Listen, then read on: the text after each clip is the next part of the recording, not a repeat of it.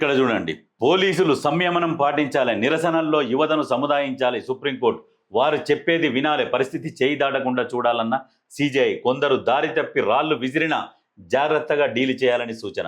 ఢిల్లీ నిరసనల్లో హింసకు నిర్వాహకులదే బాధ్యత అంటూ 2 పిటిషన్లు దాఖలు, విచారణకు స్వీకరించిన సిజేఐ బెంచ్. ఇక్కడ ఏంటంటే నిజంగా పిల్లలు, యువత ఉడుకునెత్తురు, ఆవేశంలో ఉంటారు, సంజాయించాలని చెప్పేసి కూడా చెప్తున్నారు సిజేఐ.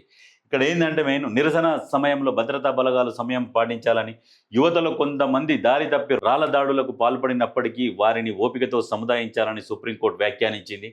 ఢిల్లీలో జూలై 20న సంసద్ చలో మార్చ్లో హింసాకాండకు కారణమైన నిర్వాహకులపై చర్యలు తీసుకోవాలని కోరుతూ దాఖలైన పిటిషన్ను బుధవారం Supreme Court chief justice Suryakant, justice Joymalya Bagchi, chief justice V మోహన్తో కూడిన ధర్మాసనం విచారణకు స్వీకరించింది. రిటైర్డ్ ఎయిర్ ఫోర్స్ అధికారి దాఖలు చేసిన పిటిషన్ను ఇలాంటిదే మరో పిటిషన్తో జత చేసింది. పోలీసులు, భద్రతా సిబ్బందిపై అనుచిత భాష ఉపయోగించిన వారిని గుర్తించి వారి కమ్యూనిటీ సర్వీస్ చేసేలా ఆదేశాలు జారీ చేయాలని కూడా పిటిషన్ కోరారు. ఈ సందర్భంగా సిజేఐ స్పందిస్తూ, కొందరు దారి తప్పిన యువత రాళ్ల దాడులకు పాల్పడినప్పటికీ సముదాయించాలి, వారికి కౌన్సిలింగ్ ఇవ్వాలని అభిప్రాయపడ్డారు. వారికి సలహా, కౌన్సిలింగ్ అవసరం. ప్రభుత్వం వైపు నుంచి తీసుకునే కఠిన చర్యలు సామాజికంగా పరిస్థితిని మరింత దిగదారుస్తాయి, మరింత హింసకు దారితీస్తుంది, దానిని నివారించాలని చెప్పారు. అయితే సిజేఐ చెప్పారు ఏంటంటే, మీరు ఇప్పుడు చర్యలు తీసుకుంటున్నారు, క్రిమినల్ కేసులు పెడుతున్నారు, ఇటువంటి క్రిమినల్ కేసులు పెట్టడం వల్ల మళ్ళీ హింసకు దారితీసే అవకాశాలు ఎక్కువ ఉన్నాయి. అటువంటి పనులు చెయ్యొద్దు, వాళ్ళకు నచ్చజెప్పాలి, వాళ్ళకు కౌన్సిలింగ్ ఇవ్వాలి, ఈ రకంగా కౌన్సిలింగ్ ఇచ్చి నచ్చజెప్పి చెప్పాలి. కానీ మీరు కఠిన చర్యలు తీసుకుంటే ఇంకా హింసకు దారితీసే అవకాశం ఎక్కువ ఉన్నది, అటువంటి పనులు చెయ్యొద్దు అని చెప్పేసి కేంద్ర ప్రభుత్వంకు ముట్టకాయలు వేసింది. 15 ఏళ్ల బాలికతో బలవంతంగా క్షమాపణ చెప్పించారు, నిరసనకారుల ఇండ్లకు గుండాలను పంపారు రాహుల్ గాంధీ.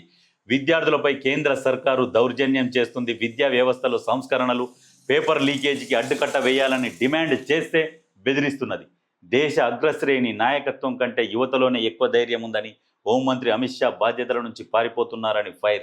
వివిధ రాష్ట్రాలకు చెందిన యువ నిరసనకారులతో విలేకరుల సమావేశం. అయితే చాలామంది నిరసనకారులు నిరసన తెలిపారు, వీళ్ళు ఎక్కడ కూడా ఏం దాడులు చేయలే, ఏం చేయలే, అయినా కానీ క్షమాపణలు చెప్పిస్తున్నారు, ఇండ్ల మీదకి గుండాలను పంపించి భయపెట్టిస్తున్నారు, భయభ్రాంతులకు గురి చేస్తున్నారు, మళ్ళీ మీరు ఇటువంటి చెయ్యకూడదు అని. వీళ్ళు ఎంత చేసినా జంజీ యువత ఎట్లా ఉంటుంది అంటే, ఏం చేసినా లైట్ తీసుకుంటారు, ఇంకా రెచ్చిపోతారు.